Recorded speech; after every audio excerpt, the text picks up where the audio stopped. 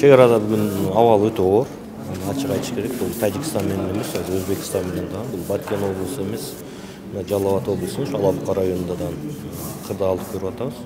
Ошон үчүн бул жерде жаңы түзүлгөн өкмөт, жаңы шайланган президент тез аралык ичинде ошол биздин кошуна мамлекеттердин башчылары менен сүйлөшүүлөр жүргүзүш керек.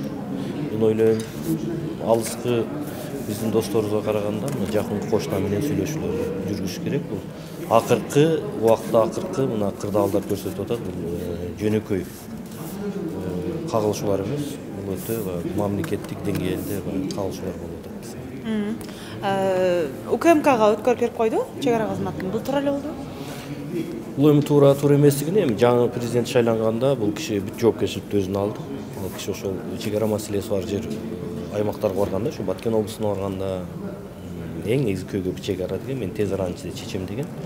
Эми биз референдум негизинде баягы президент аткаруу бийлигинен башка баягы жоопкерчиликтерди өз мойнуна алды. Ошон үчүн мен ойлойм, ал өкмөттө калабы, УКМКга өтөбү, бул президенттин гана жоопкерчилиги. Анан жанагы сүйлөшүүлөрдү кандай дейт? Сүйлөшүүлөрдүн баары бүткөн, баары такталган. Бул жерде жалаң гана ошол эки мамлекеттин башчыларынын чечкиндүү кадамы эле калды.